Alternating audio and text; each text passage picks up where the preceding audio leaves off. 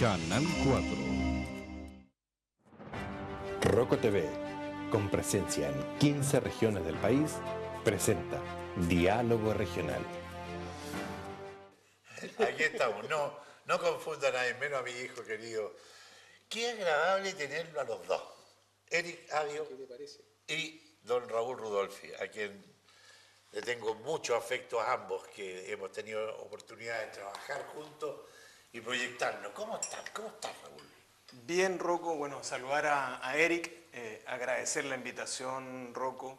La verdad es que hace un largo tiempo que estamos un poco alejados del ámbito comunicacional, pero siempre muy pendiente y muy sintonizado con el quehacer de la vida pública en la región y en el país.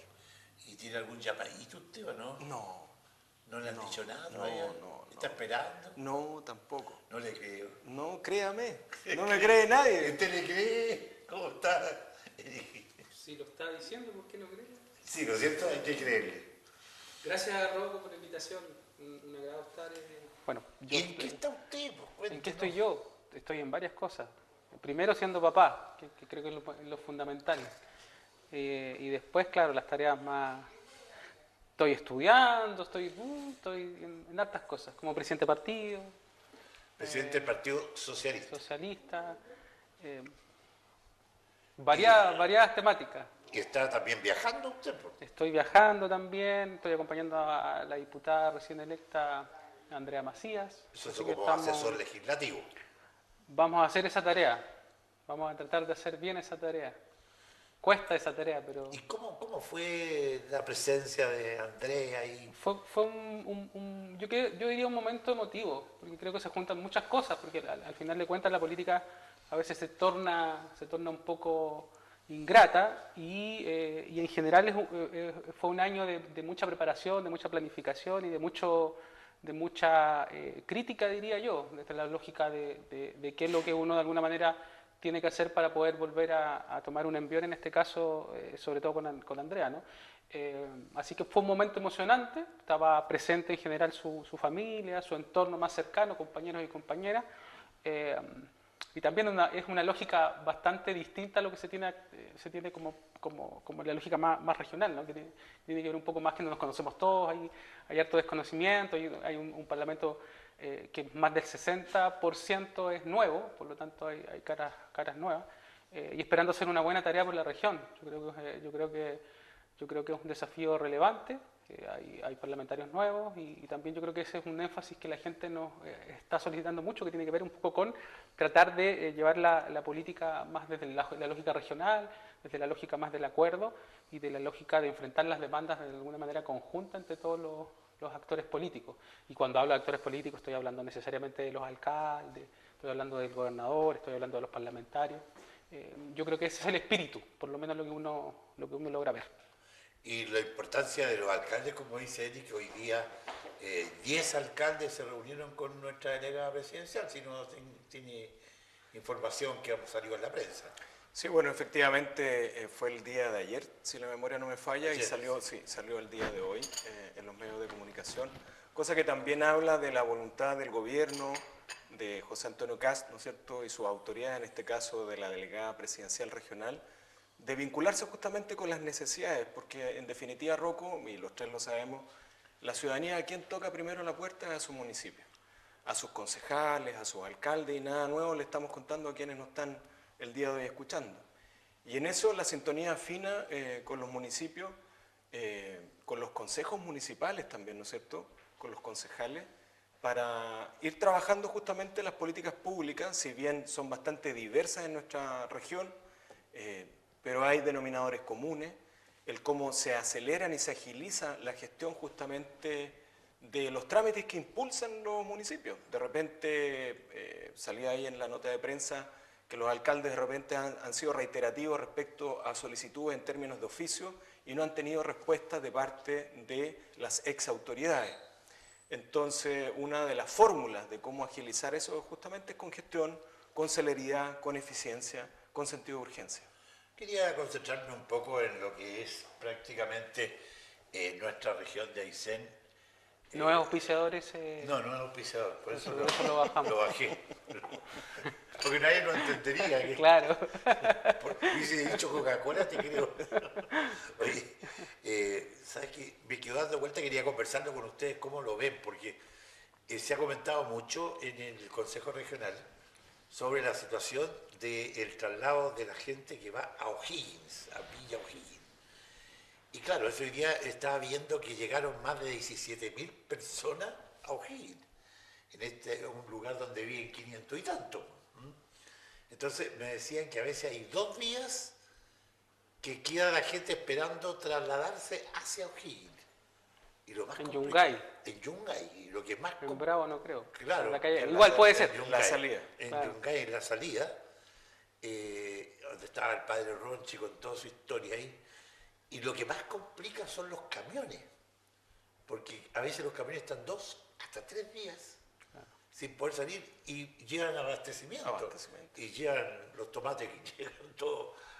Y no hay abastecimiento allá. Pero, ¿qué opinan ustedes de lo que está pasando con el turismo en nuestra región? ¿Cuál es tu opinión? Yo creo que tengo una apreciación desde el punto de vista del desarrollo, que siento que muchas veces estas cosas no caminan fundamentalmente en el mismo sentido.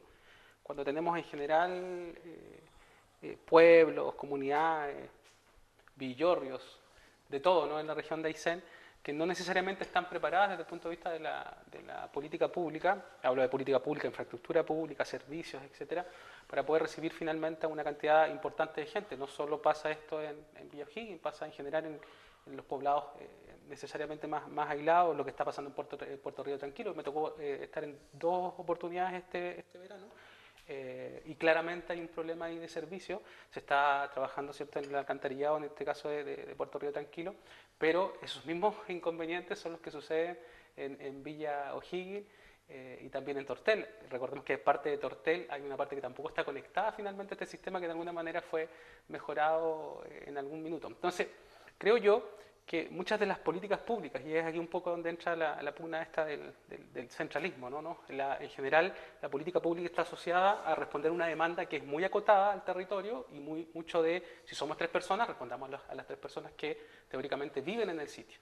Entonces, las proyecciones en general que se hacen, sobre todo cuando los poblados se ven, digamos, en esta línea más turística, generalmente no responden a esa necesidad tan particular finalmente que esto no es lineal, ¿no? Que tiene un fuerte incremento, en este caso en verano, en la temporada más alta. Imagínate que nosotros ya estamos pensando hoy día en Aysén en cómo de alguna manera introducimos el turismo de invierno, ¿cierto? Y otro más, ¿no? Extender un poco las temporadas. Yo siento que es un desafío que es grandilocuente y siento que ahí falta la mano del Estado. Entonces, cuando se discutía en general qué tanto Estado, que no, yo creo que en Aysén, siendo bien estricto, no hay ninguna posibilidad que el Estado no sea mayor proveedor de este tipo de servicios y que haya una mayor fuerza del Estado en nuestro territorio. ¿Tú qué opinas? Bueno, lo primero es que son noticias positivas, noticias positivas para quienes al día de hoy son prestadores de servicios, operadores turísticos, ¿no es cierto?, en la región, y no solamente el caso de Villa O'Higgins, en términos mirando el vaso medio lleno. Lo hemos observado en la zona norte de la región, en el centro de la región, en Chile Chico, en Tranquilo, lo mencionaba Erika, en Cochrane. Bueno, sabemos que esta industria sin chimeneas, ¿no es cierto?, es una apuesta que se ha hecho hace larga data en la región. Dicho eso, tenemos problemas de conectividad, que tampoco no es ninguna novedad. No estamos aquí develando algo que no sea conocido ni por nosotros ni por quienes nos escuchan. Lo venimos discutiendo hace décadas. La conectividad interior, dentro de la región de Aysén, la conectividad para llegar a la región, tenemos problemas con el tránsito, ¿no es cierto?, de camiones por la ruta bimodal, tenemos también problemas con el tránsito de camiones en la época de turismo, donde colisionan justamente ese tránsito tradicional. Y todos quieren venir a la Patagonia. Por eso, en la zona de la ruta cordillera corta, estamos hablando, ¿no es cierto?, desde Quellón hasta Cisne, y también en el caso de Chile Chico, Rocco, cuando cruzas de Puerto Ibáñez a Chile Chico, ¿no es cierto?, en la Barcaza, o, lo mencionabas tú, de Yungay a Bravo. Ahí tenemos una conectividad lacustre, marítima, que no está dando el ancho. Pero se viene una nueva barcaza para Se Chile, viene una chicos. nueva barcaza, bienvenido, que esa barcaza se construya y entre en operaciones, pero también sabemos que el proceso de construcción es de 2 años para esa barcaza. Entonces, aún queda mucho por esperar. ¿Qué es lo que uno plantea? Porque también conocemos los sistemas de evaluación donde podríamos entrar a tallar, y Eric mencionaba eso, el Ministerio de Desarrollo Social, que es el que evalúa, ¿no es cierto?, la inversión pública en todo el Estado, en todo el territorio nacional, y no es la excepción la región de Aysén. Claramente cuando le da, ¿no es cierto?, el RS, la aprobación, el check a una inversión pública, dice, bueno, aquí viven 100 personas y vamos a hacer una planta de tratamiento para 100 personas, vamos a hacer un alcantarillado para las 100 personas, etc. Pero no reconoce esa población flotante. Ese es el primer punto. Cómo el Estado también se moderniza. ¿Te acuerdas que hemos hablado mucho de la modernización del Estado? Bueno, ahí hay un ejemplo claro donde uno pudiese entrar a poner lupa y decir, bueno, hay regiones, hay zonas, hay localidades, y no solamente la región de Aysén, pongámonos en todas las zonas extremas, el extremo sur, el extremo norte del país, donde estas cosas eventualmente debieran ser analizadas, en las zonas rurales también del centro del país. Pero hay otra medida que también pudiese explorarse, que tampoco es nueva, pero que en la región podría ser una suerte de resorte de cómo agilizar la inversión pública. ¿Y cuáles? Las concesiones. Es algo que se viene implementando en la zona norte del país, en la zona centro-sur, carreteras concesionadas, ¿no es cierto?, puertos concesionados, y eventualmente uno pudiese aventurar también inversión pública en la región, tal vez en la Ruta 7, en barcazas. ¿Y por qué quedarnos cortos, Rocco? ¿Por qué pensar en el Estado cuando también pudiésemos estimular la inversión privada para resolver los problemas de conectividad en la región de Aysén? Otro ejemplo, y estuvieron los gobernadores hace un par de días atrás en Chiloé, ¿no es cierto?, el puente entre Pargua y Chacao. Es una concesión internacional, una mega obra que va a conectar el continente con la isla de Chacao. Bueno, ahí tenemos ejemplos reales, concretos, que suceden, que auspicia el Estado de Chile, que financiamos todos los ciudadanos, y eventualmente esas alternativas al día de hoy debieran ser exploradas en la región. 2. Modernizar el Estado a través de una revisión de cómo se evalúan los proyectos de inversión pública y las concesiones. Interesante el tema. Hoy día veíamos un tema bien interesante, que tenemos 95 personas detenidas, o sea, hay cupo para 95 personas detenidas y hay detenidas 165. Hay un hacinamiento total en las cárceles. Bueno, pero se requiere una nueva cárcel para nuestra comuna. Se están haciendo ya, se pusieron las platas para hacer el estudio de prefactibilidad. Está contemplado más o menos iniciar las obras el 2030, por ahí más o menos. ¿Se requiere una cárcel? Conecto un poco lo que planteaba Raúl con esta cárcel y con temas de seguridad. ¿En qué sentido? En el sentido que siempre se promovió finalmente una política pública que haga sentido desde el punto de vista de la evaluación pública. O sea que dejemos de cuestionar finalmente cuántos habitantes viven en una zona para poder llegar con una política pública. Y creo que ahí hay que hacer un reconocimiento, independiente del gobierno, porque en general es una política pública que ha tenido sentido, que hoy día hace más sentido y que finalmente ha tenido un continuo, que tuvo un proceso ahí de, yo diría, de receso. Finalmente a lo mejor no se entendió el modelo, pero tenía que ver con lo que hablamos nosotros del plan de desarrollo de zonas extremas, ¿no? Que pasa de un plan a una política. Y esa política de desarrollo de zonas extremas permite finalmente direccionar a inversión pública que se prueba a través de un plan, para que la gente entienda, la política es el macro, el todo, y ahora para poder implementar eso existe un plan. Y en ese plan de inversión ya no existe ese cuestionamiento. O sea, yo diría que lo más atractivo del plan de desarrollo de extremas tiene que ver con el mecanismo de evaluación. O sea, que no cuestionamos cuántos habitantes viven en la región de Aysén. Y yo creo que eso es un agradecimiento total, primero a la persona que lo pensó, que fue el gobierno de Michelle Bachelet, pero a la persona que le dio continuidad, que es Gabriel Boric, y la política de zonas extremas. Ahora bien, eso mismo tiene relato en la cárcel. ¿Por qué tiene relato en la cárcel? Porque parte de las iniciativas que están en este plan es la cárcel. La cárcel es una inversión brutal. No recuerdo bien si quedó finalmente en términos de ejecución, no creo que haya llegado a la ejecución, pero a lo menos el diseño entiendo que sí.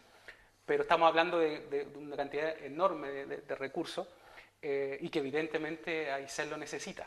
Imagínate que esto se resolvió tanto en los lagos, recuerdo que la cárcel, no sé si se recuerdo, pero parece que se llama Chinquihue, creo, y una cárcel también en Magallanes, y resulta, el resultado de esto fue que ya se construyeron las grandes obras, dos evidentemente ciudades, comunas mucho más antiguas que en nuestra región, se resolvió este problema, y ahora esos 2 espacios que quedaron de cárcel son espacios culturales, patrimoniales.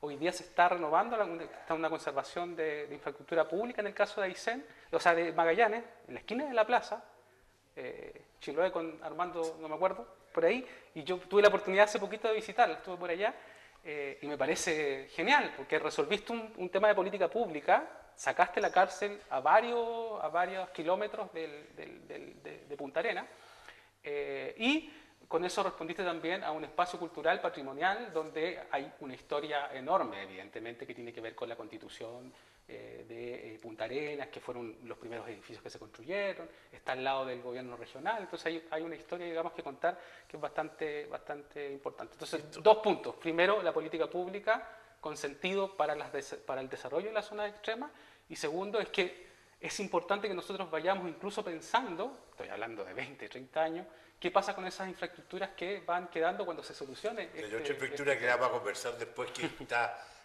pendiente en este momento. Pero ¿qué opinas con este tema de tener una nueva cárcel que sería más o menos entre 7 y 8 años más? Yo creo que más. Yo creo, Yo creo que más. Sí, el hospital se considera como más o menos 10, yo creo unos 15. Bueno, no sé. de la cárcel de Coyhaique, Rocco, yo estaba haciendo memoria y me tocó conversar en su minuto con la que fue Seremi de Justicia, Gabriela Retamal. Estamos hablando de la época de la presidenta Bachelet en su segunda versión. Desde esos años hubo intenciones reales y concretas de adquirir un terreno en la ciudad de Coyhaique o en los alrededores de Coyhaique para desarrollar un proyecto de cárcel, porque tienen que ir amarrados el suelo con la edificación. Para pensar un diseño tienes que tener el terreno claro primero, sino cómo haces todo el desarrollo del proyecto. Pero están buscando el terreno. Me imagino, pero... Y nadie la quiere. Y nadie quiere tener una cárcel Sí, al lado. las cárceles vecinas. Hay otras opciones que también pueden ser donde está, no sé, levantar algo, no tengo idea. Bueno, son varias alternativas, pero sí estamos claros que existe hacinamiento en los recintos penitenciarios. A nosotros nos tocó recorrer, ¿te acuerdas de la Comisión de Seguridad? Cómo recorrimos los centros penitenciarios de la región. Se hicieron inversión a través de Gendarmería. Se pretende para 500 cupos de la nueva cárcel. Y al día de hoy no es la excepción tampoco la región de Aysén, sino que en distintas partes del país ocurre esto. El cómo los recintos penitenciarios están colapsados. Por lo tanto, también aquí yo creo que el llamado es a revisar esto. Hemos tenido en los últimos meses bastantes problemas con Gendarmería, lo mencionaba, ¿no es cierto?, el director nacional o el exdirector, no sé si estará aún en su cargo, de Gendarmería. No, es una dama ahora, ya. Una comandante. Bueno, el exdirector de Gendarmería, y nos daba cuenta justamente de todas las situaciones que se viven al día de hoy, producto de este hacinamiento, las condiciones de vida para los gendarmes, pero también para los que están privados de libertad, los reclusos, ¿no es cierto?, las condiciones de seguridad y todo lo que genera ese ambiente que en definitiva promueve ilícito. Entonces se requiere, yo creo que una mirada y una atención especial, porque esto va muy en línea con una política pública de seguridad. Aquí la seguridad va desde la mano de la prevención, va de la mano de la fiscalización, el cómo participa el Ministerio Público, los tribunales de justicia, el Estado en su conjunto, Gendarmería, las policías, la PDI, y evidentemente al día de hoy cuando uno analiza punto por punto esto, claramente los centros penitenciarios, no solamente en la región de Aysén, sino que yo diría en buena parte del país, están en condiciones de hacinamiento. Creo que 10 años es mucho, si bien es cierto, también al día de hoy uno dice hay que priorizar, vamos a tener que, yo creo, ponernos creativos en cómo abordamos distintas inversiones públicas en las distintas regiones del país. Lo que yo recordaba, lo que tú decías allá en Punta Arenas, que ahora se transforma en un centro cultural, claro que lo que pasó, ustedes todavía deben estar estudiando, hace más de 20 años atrás, se cierra una escuela acá en Lago Pollux, Claro. que tenía 6 alumnos, Sí, estos alumnos se mandan al Valle Simpson con un bus, y hoy día fue aprobado cerca de 600 millones de pesos para transformar la escuela en un lugar especial, que también puede servir como posta y para la comunidad entera, ya algo más moderno. Me parece... ¿Puedo contar una infidencia? Cuéntela, Yo creo que no la debe saber, a ver, no sé, 2 o 3 personas. ¿Recuerdas cuando estuvimos en Los Lagos, en Puerto Montt, conociendo la escuela de Carabineros? Con Carabineros. Dentro de las cosas que uno teorizaba en ese minuto, finalmente en términos de inversión pública, una de las cosas que nosotros, de las iniciativas finalmente que Pensamos en ese lugar. pensamos en la escuela, porque tenía todo digamos, en términos de posibilidad finalmente como infraestructura, de poderse comenzar ahí esa iniciativa. Bueno, evidentemente que con lo que se está haciendo ahora también es parte de lo que es la política estaba pública. Perfecto para eso. Pero claro, sí, estaba perfecto para aquello. Bueno, no se sabe cómo termina la historia, pero en general yo creo que debe seguir siendo. Pasábamos hace muy poquito en Baño Nuevo, en Pampa Alta, que es el paso fronterizo. Estábamos en la conversación respecto con el carabinero de turno, respecto a cómo estaban finalmente las condiciones que estaba el retén, ¿cierto? Y en esas condiciones que estaba el retén, finalmente siempre las personas, los carabineros que están en estos lugares nos plantean inquietudes. Y una de las inquietudes finalmente era digamos, el apoyo en general de la inversión pública, digamos, para poder sostener de mejor forma los turnos y también, digamos, la infraestructura propia del lugar. Entonces, claramente él también nos decía, mire, aquí no es un tema tan solo de la formación de carabineros, sino que nosotros somos formados además en una especialidad, que es la especialidad de fronteriza. Por lo tanto, no basta con los 3 años de formación, sino además, después de eso, tienes que especializarte 2 años más para poder, digamos, en sector fronterizo. Lo que está pasando en la PDI también. Claro, entonces, bueno, una de las... ¿Qué opinas sobre esto de...? Yo estaba pensando, a raíz de lo que hablabas tú de la escuela de Lago Pollux, salió en las redes sociales una escuelita y contaba la historia de una profesora que llegó a la región, pero a Valle Simpson. Yo no sé si ustedes tuvieron la oportunidad de verla. Y llegó la profesora a hacerse cargo de los alumnos de Valle Simpson, pero resulta que no había escuela. Y un vecino, no recuerdo el nombre del vecino, pero debe haber sido, estamos hablando hace muchas décadas atrás, y la casa todavía está. Entregó, digamos, para que pudiese la profesora desarrollar sus clases, recibir a sus alumnos en una casa que está al día de hoy en el campo que era de don Hugo Bald, sí, que está yendo a mano derecha, yendo, ¿no es cierto?, hacia el lago Elizalde a mano derecha. Sí. Bueno, ahí hay otras cosas que podemos rescatar culturalmente, que nos conectan mucho con el origen de la región y que yo creo que también conectan mucho con la identidad de las distintas localidades y que son historias desconocidas y que bueno sería también rescatarlas. Yo celebro que se hagan inversiones como la del Lago Pollux y la invitación también es explorar estas otras cosas, porque me imagino que en una de esas el padre Ronchi puede haber hecho algo en el litoral y podemos encontrar un poco de esa riqueza del origen de nuestra región y que es muy desconocido y que además habla del compromiso que tenían las familias y que aportaban. Se disponían de sus medios, de su infraestructura para aportar al desarrollo de la localidad y facilitando gratuitamente terreno, infraestructura para que se desarrollaran las clases. No era solo el Estado, era el compromiso de las familias y ahí hablamos de la identidad del Patagón, la gauchada. El gaucho. Claro, pues. Oye, esta situación de la delegada presidencial que hoy día lo plantea en los titulares del diario con respecto a partir con el tema de la auditoría. ¿Cómo lo consideras tú? A ver, a mí la palabra auditoría me genera, no sé si buenos recuerdos. A mí me pasa que en general siento que esto es un poco tradicional desde el punto de vista de que es como el manual. ¿Y aquí es lo primero que tengo que hacer? Lo primero que tengo que hacer es decir que voy a hacer auditoría. voy a buscar todo lo que hizo finalmente la administración anterior, y estoy hablando en general de los gobiernos, entonces como una especie de paso a paso uno, revisar todo lo que se hizo. Lo que se hizo, lo que se dejó de hacer.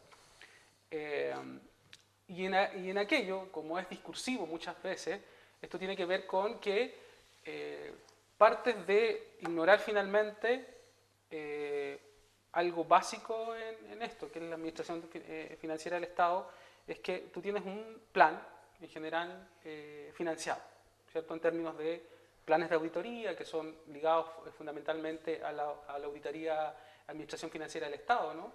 Ellos tienen un presupuesto, además los organismos X tienen también un presupuesto respecto a qué es lo que pueden hacer y lo que pueden dejar de hacer, y por lo tanto, cuando tú quieres hacer este tipo de ejercicio, no es que tú muevas 3 o 5 teclas y puedas finalmente ponerte en disposición de auditar. Doy un ejemplo, que el gobierno regional, por ejemplo, el gobierno regional cuando hizo su auditoría, ¿qué es lo que hizo? Tuvo que pasar necesariamente por el Consejo Regional, tuvo que decirle al Consejo Regional, mire, Consejo Regional, le quiero hacer una auditoría respecto a la gestión de la administración anterior de Andrea Macías, y finalmente se obtiene un resultado. En este caso es un poco lo mismo, pero ese presupuesto va a nivel nacional, por lo tanto los presupuestos teóricamente ya están itemizados de una forma. Si yo quisiera, Están contemplados. si yo hoy día quisiera hacer auditorías distintas a las que están planificadas, yo tengo que hacer movimientos de administración financiera.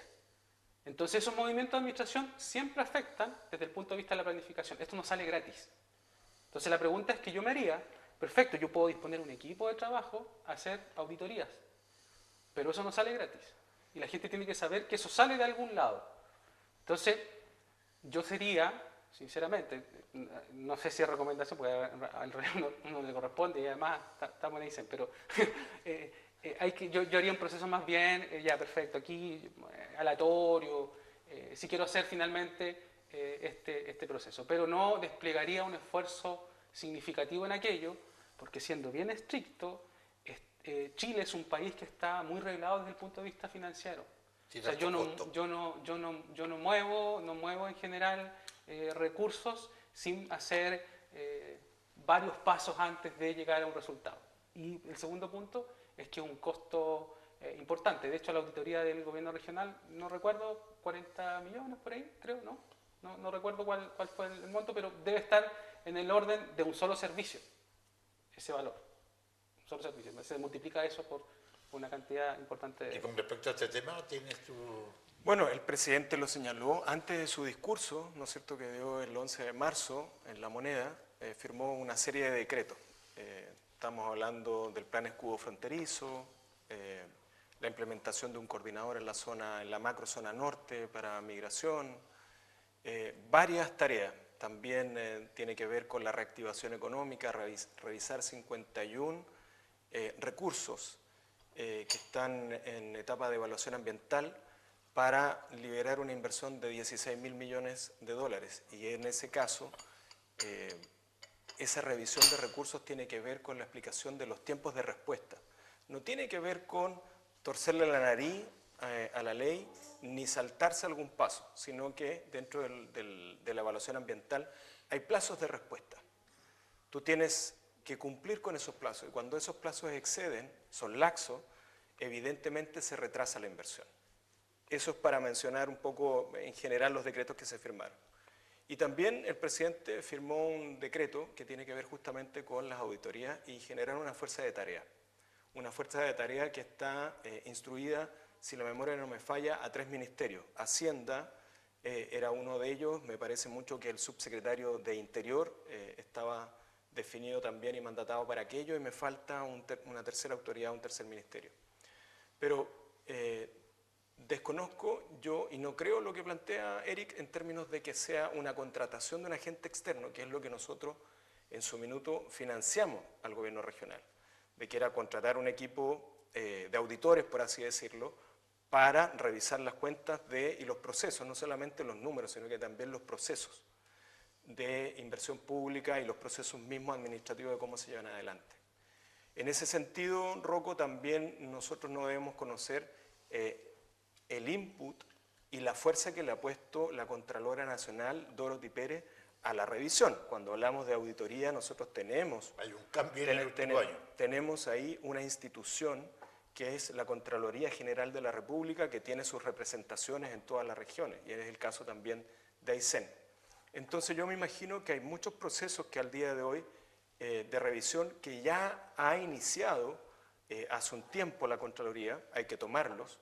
En paralelo también la revisión que tienen que hacer los jefes de servicio con sus equipos de trabajo de cómo están justamente las cuentas públicas en términos de los gastos y junto con eso los procesos, que son dos aristas distintas. Y por lo demás, Rocco, yo miré con mucha atención, seguí, ¿no es cierto?, el primer discurso del presidente desde La Moneda y escuchaba que la ciudadanía pedía justamente esta auditoría. Por lo tanto, el presidente está en plena sintonía con lo que la ciudadanía espera que se haga. Y en ese sentido creo que es muy sano. Y si los resultados son positivos, hay que decirlo. Y si se encuentran deficiencias, también hay que señalarlas. Las respuestas las vamos a saber una vez que se desarrollen justamente estos procesos de auditoría. Es un tema que se nos acerca, Eric. Por ahí dicen que justamente la encuesta CADEM dice que el 47% cree que CAS recibió el peor país en estos 4 años. El 47. El 47% en una encuesta CADEM. ¿Quién lo dice? La encuesta CADEM. La encuesta CADEM. Entonces yo le partiría diciendo a la CADEM que ellos puedan revertir la cifra y ponerla en positivo. Porque si es 47, entiendo que al otro lado está el 53. Entonces yo podría decir el 53% de las personas, ¿cierto? Descontando los que no saben, los que no opinan, que no van a porque ser seguramente el ese 47 está sacado desde el promedio. Digo que al final de cuentas hay harto de titular, ¿no? Porque yo puedo decir que en realidad la mayoría de los chilenos, porque tienen 50 más 1, piensan que reciben un gobierno de mejor forma. O puedo efectivamente hacer que el 47% en realidad piensa lo negativo. ¿Y por qué lo digo? Porque la reflexión siempre en estos casos es muy comunicacional al final de cuentas. O sea, es como yo cuento la historia.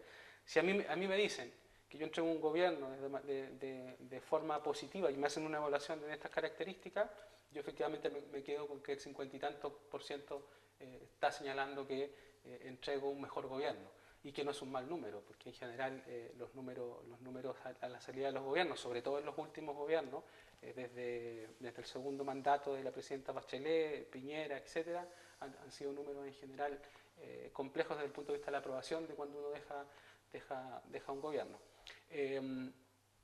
Yo siento que vamos a vivir un proceso importante desde la lógica de los inicios de gobierno, a lo menos 2 o 3 años, donde en general tú le das continuidad a la política de Estado. Hay una dirección distinta, hay ciertos énfasis distintos que uno coloca, que son muchas veces muy comunicacionales, como los énfasis que yo por lo menos logro ver en este asunto de las primeras medidas, ¿no? Pero los resultados en general de los gobiernos son resultados de mediano plazo. O sea, por ejemplo, el resultado de Gabriel Boric en su cuantía desde el punto de vista de la infraestructura pública, desde el punto de vista de la política pública ya aplicada, tú recién las estás comenzando a ver en este año.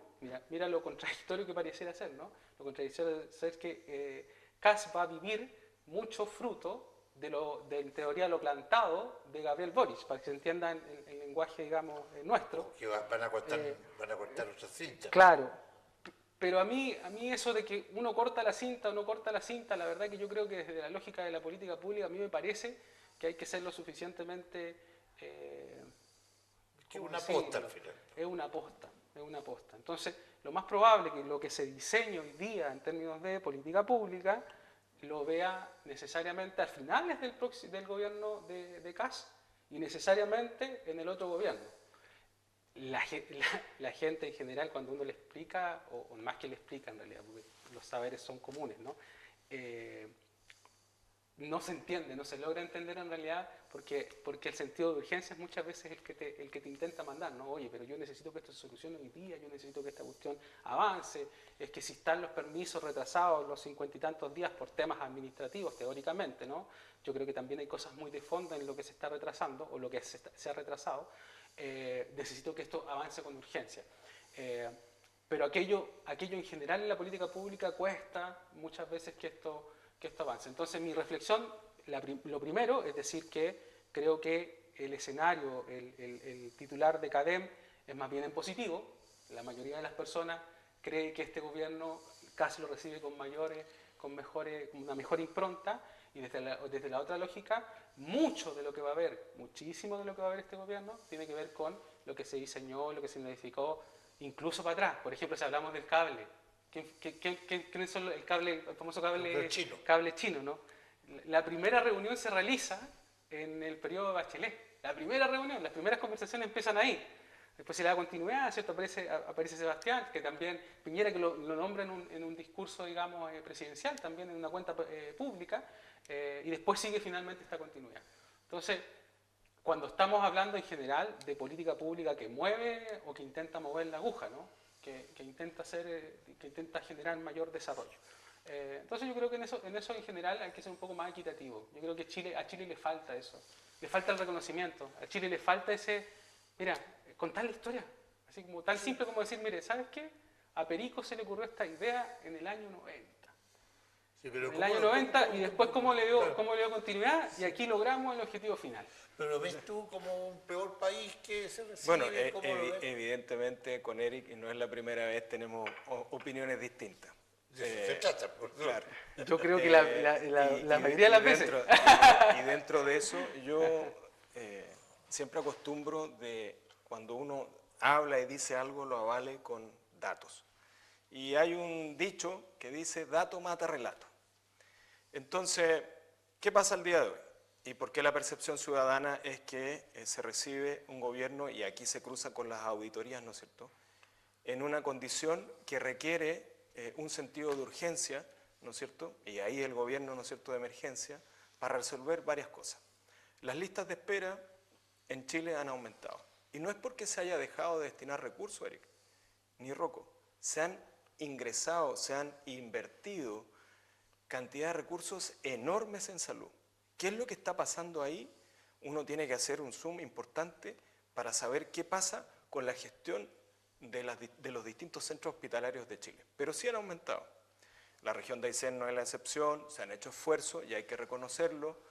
Andrea Macías, cuando fue gobernadora, aportó recursos, ¿no es cierto?, para disminuir las listas de espera. Pero al final del día, dentro de la magnitud y la globalidad del Estado chileno, la demanda de la ciudadanía es insuficiente. Y no tiene que ver con recursos, en el caso específico de la salud. Tiene que ver a lo mejor con la gestión de cómo se están usando esos recursos, la gestión de los pabellones, etc.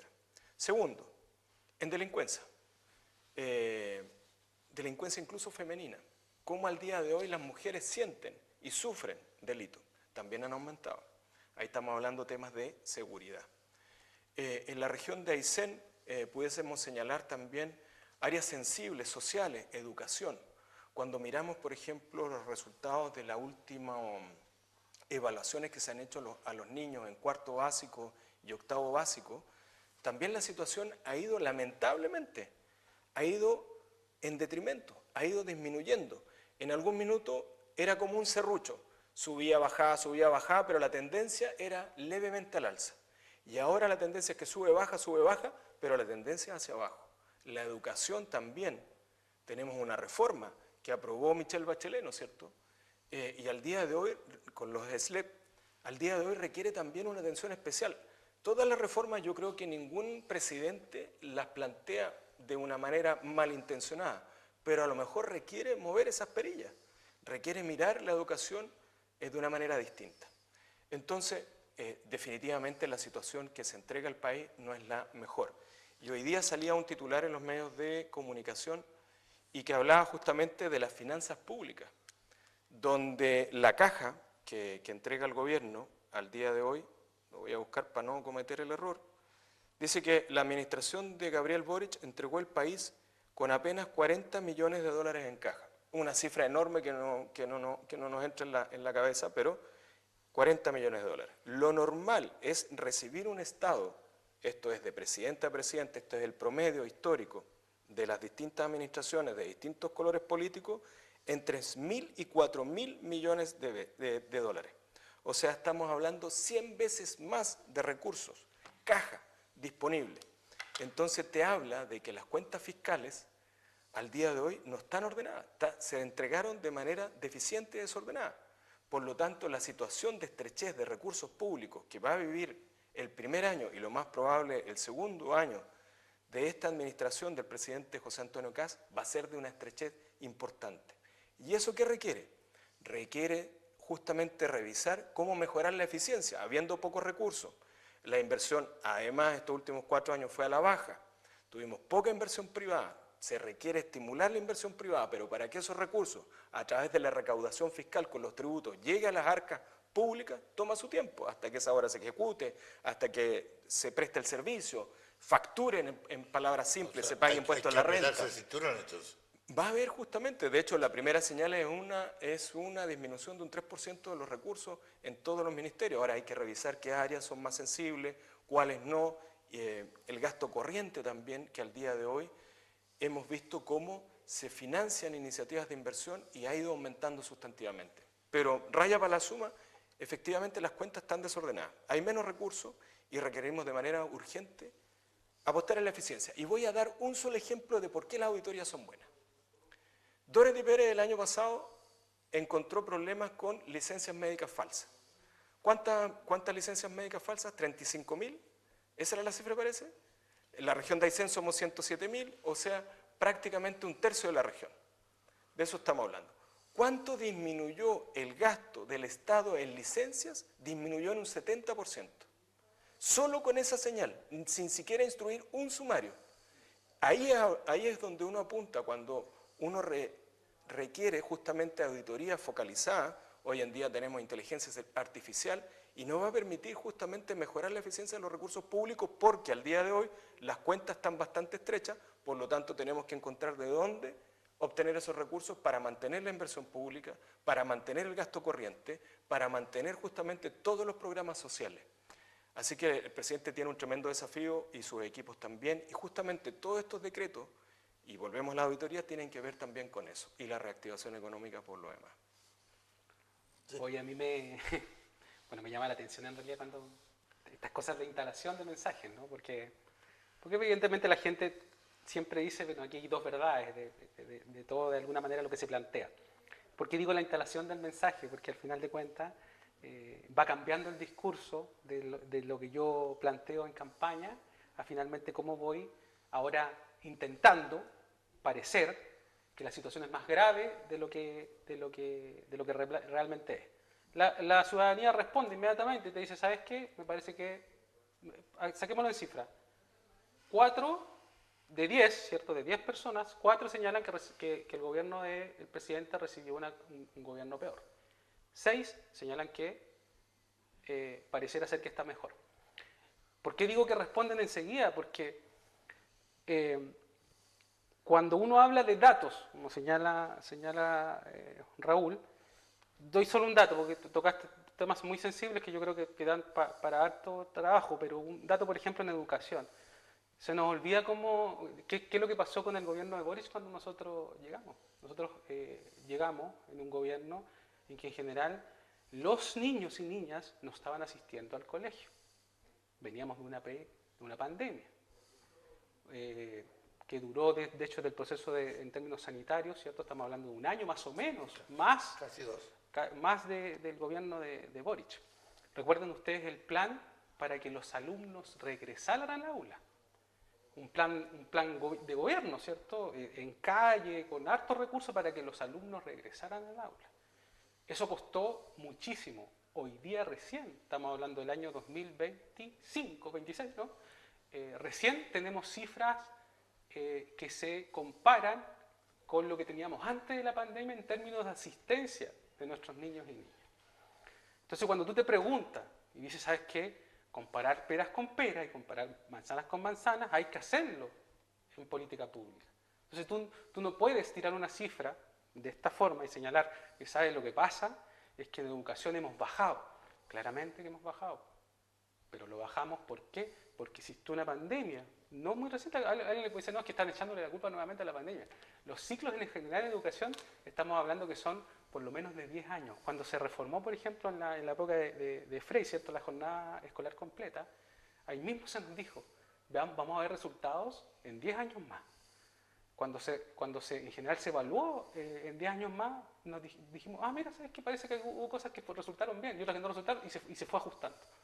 Cuando hablamos de educación es un poco lo mismo. Entonces yo lo que digo en esto, solo para terminar el punto, porque no sé en realidad cómo uno conversa tanto, ya uno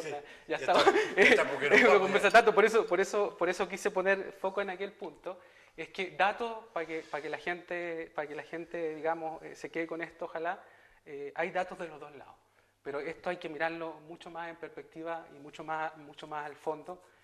No estamos recibiendo un Chile que se cae a pedazos, eso es algo que nos intentan de alguna manera instalar, para que después nos digamos, ¿sabes que en 2 años más, que nos costó salir de esto? Ahora sí podemos hacer algo, pero resulta que cuando salimos, hablamos del gobierno de emergencia, de que teníamos que solucionarlo todo, y que llegaba a casa el día 11 y cambiaba todo, ¿no?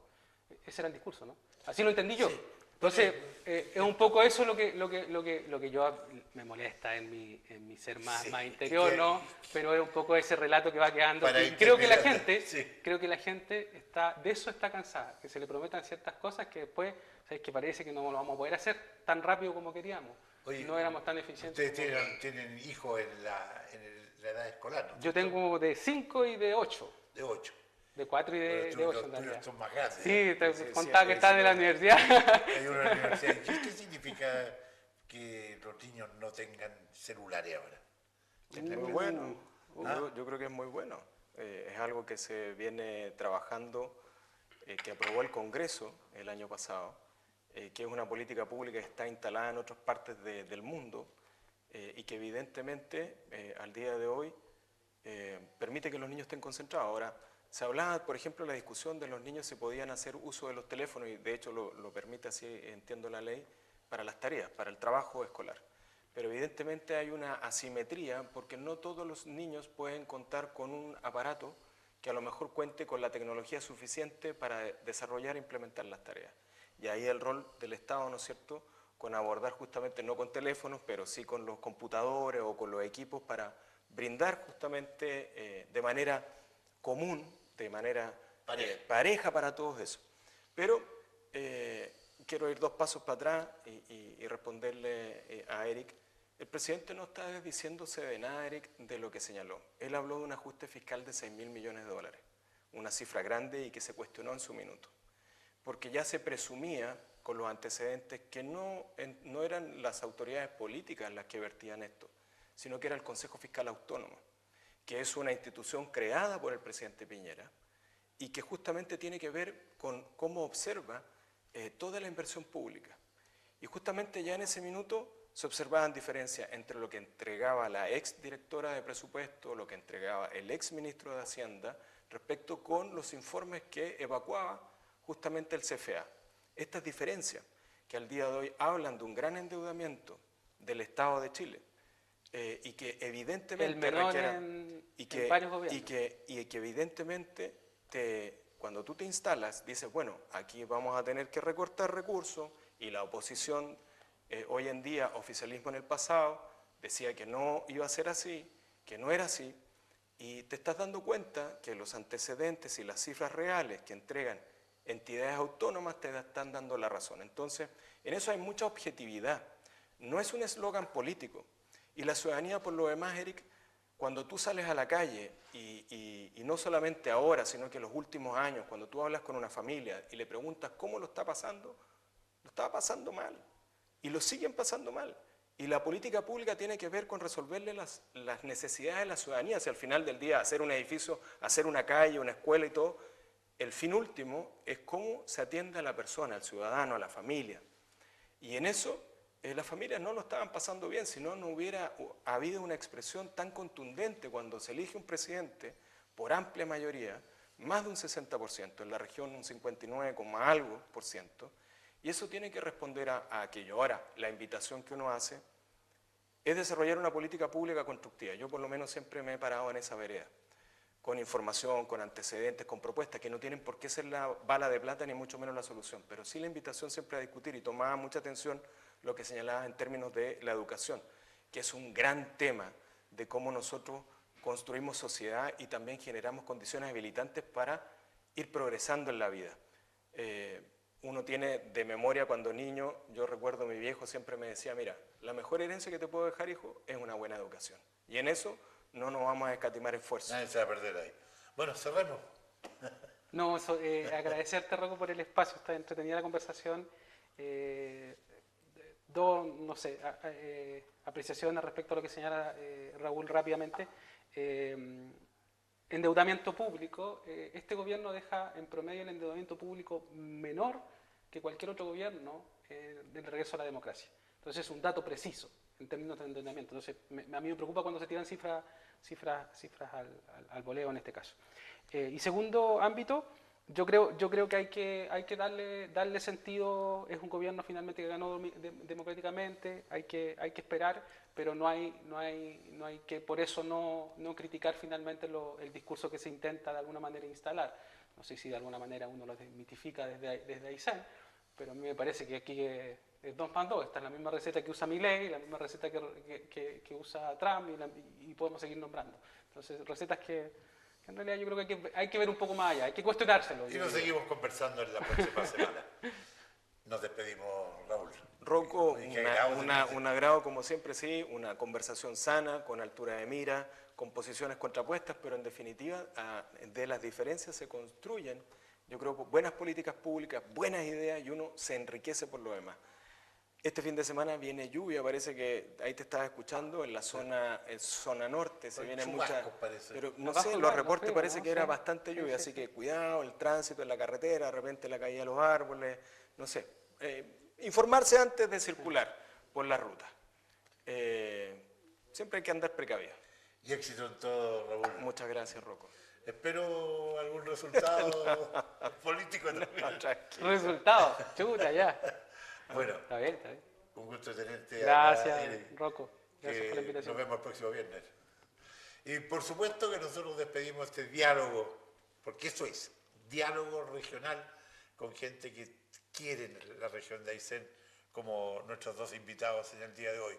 Nos encontramos nuevamente ya el lunes. El lunes va a estar también, van a estar las partes femeninas acá, acompañándonos también en esta jornada de diálogo regional, y nos despedimos hasta ese día. Muchas gracias. Rocco TV, con presencia en 15 regiones del país, presentó Diálogo Regional.